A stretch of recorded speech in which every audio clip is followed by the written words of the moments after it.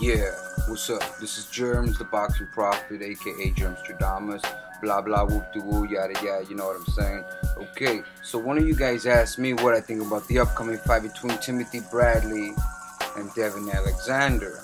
I was like, you know what? I don't know why I didn't think of that, you know, so here we go. Devin Alexander, obviously he's the one that everybody makes more hype about, more than Timothy Bradley. Alexander, he's nice, smooth style, you know, he's got some pop, he's got hidden power, he's got some decent hand speed, he's got some good boxing abilities, you know, but every time a boxer has certain attributes they lack in another field, you know what I mean? And I'm not saying that he has a jittery heart, I'm not saying that, but I'm saying that. When he fought, was it Kotelin, whatever the fuck, how you pronounce it? When he fought him, I just saw something in his eyes that I didn't like. I saw discouragement, this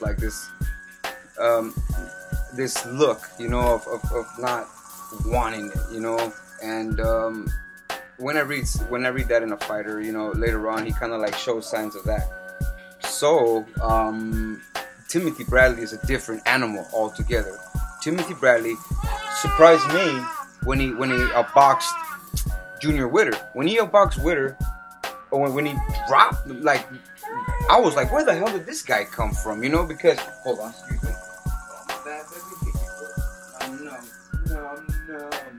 Okay, anyways, when Timothy Bradley showed up out of nowhere, it was like, man, you know, I'm surprised a lot of people don't make a big deal about this guy. You know, he's got a good record. He's undefeated. Nobody's ever beaten him before. You know, he beat Nate Campbell, which it could have gone a little longer or whatever. You know, I forgot what happened, but that shit it shouldn't have been stopped. I mean, they should have at least had a rematch. You know, because that wasn't unsolved business. You know, when he fought, who else did he fight? Off the top of my head, oh yeah, who was it? Peterson? Was it Peterson? Well, anyways, basically what I'm saying is that, to me, Timothy Bradley is like a welterweight? Junior welterweight? Whatever, version of Glenn Johnson. He's the working man. He has everything except one-punch knockout power. Timothy Bradley is a working man to the T. He, you know what I mean? I don't really see him study his opponent, because he fights the same way every time. Because he uses pressure and pressure and pressure and timing. He's got some good timing. He's got some good speed. He's got aggression. So I think that his aggression is going to overwhelm Devin Alexander. Devin Alexander, yes, he's got some pop. Yes, he knocked out Juan Rango in one of the knockouts of the year. One of them, up until Sergio Martinez and Paul Williams. He knocked him out. But you got to remember, that's Orango. Orango, you know, he's slower than freaking the sloth in Ice Age, you know what I'm saying? So that really doesn't prove much, you know, unless that he knocked him out, you know? But so did, what's his name? Who else knocked down and really hurt Orango? Randall Bailey, you know, when he was a little older. So that doesn't, to me, that wasn't as magnificent, you know what I mean? A win, you know? The way he beat Witter, I don't even remember how it went down, but I just remember that Bradley's win over Witter was a lot more exciting and a lot more memorable, you know what I mean? So I think that Bradley's gonna do what he does best and puts pressure on you. And I think that what I see happening is Devin Alexander outboxing Bradley. And the first couple rounds, I kind of see him almost outboxing him like one-sidedly. You know, we're gonna wonder why we made a big deal about Timothy Bradley at first, like the first minute or two, maybe the first round. But then you're gonna see why Timothy Bradley is where he's at as he muscles up Devin Alexander up against the ropes, like around 3 or 4. He's gonna put that pressure on him, and I feel that Bradley has to focus a lot on the body. If he's gonna press Devin Alexander the way he does the rest of his opponents, he's gonna have to aim downstairs and try to take a lot of garbage out of the basement and try to pack his own luggage in there, you know what I'm saying? And you know, and put some hurt on that gut, you know, hit that liver, hit them kidneys, you know, hit them guts, It hit everything, reached the bladder for Christ's sake, from the up to you know, downward, whatever, you know. But he's gonna have to focus in a lot. He's gonna have to chop that tree trunk if he wants that tree to fall down, because he's not gonna. If he rushes in, try to headhunt towards Devin Alexander, then Devin Alexander has an easier way, you know, an easier chance to outbox him. But I think that Bradley's going to mix it up how he always does. Upstairs, downstairs, upstairs, downstairs, upstairs, downstairs. And eventually he's going to overwhelm, you know, Devin Alexander. And I really feel that he's going to pin him.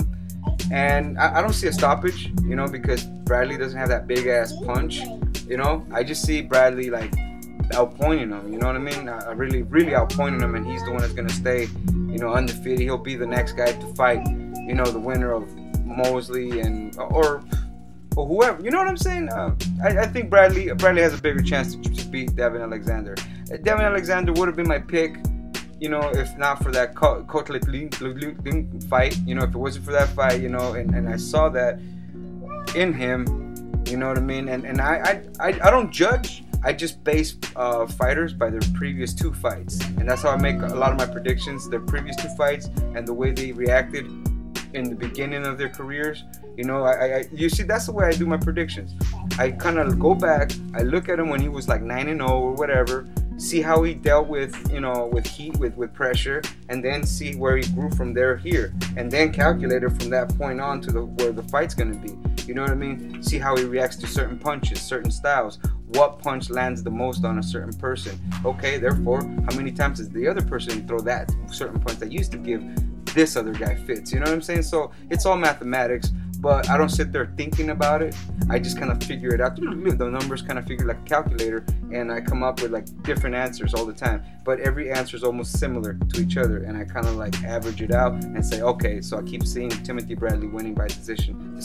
I don't see Devin Alexander winning by decision at all. You know, the calculator in my head keeps coming up with the numbers that Timothy Bradley is going to win, and he's going to win, and by decision, and then that's it. That's that. And I don't even think this video should go any longer, because that's basically what's gonna happen. He's gonna put that pressure on him. You know, Devin Alexander is gonna be cool. He's gonna shine. He's gonna float like a butterfly, sting like a wasp. You know what I'm saying? And he's gonna here and there. You know, I don't see knockdowns, but you never know. You know what I mean? I don't see knockdowns in this fight at all. I don't see nobody really getting hurt except discouraged. And that's going to be Devin Alexander's going to get discouraged, because I get discouraged for my boxers when I was like when I was rooting for Nate Campbell, and when I was rooting for damn, there's another fight that I keep forgetting about, Timothy Bradley. But anyways, you know, every time, you know, I kind of get discouraged for the fighters, because I just see Timothy Bradley is in tremendous shape. He probably sleeps in the gym. When he's sleeping, he probably trains in his sleep, you know what I'm saying? So this guy, I haven't seen a hungrier fighter than Timothy Bradley in a long time.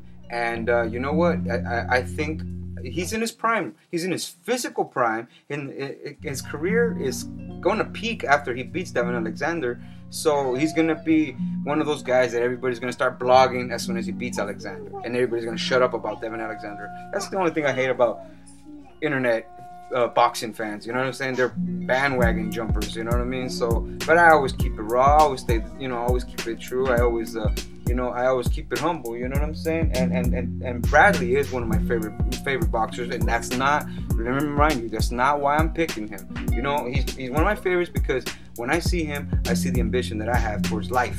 You know what I'm saying? It's kind of like, man, I've been down in this shit for so long. I want out.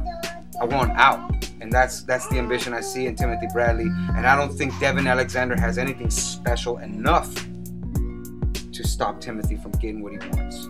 Okay, so that's that. This is JERMZ from JERMZ Boxing. I'm out.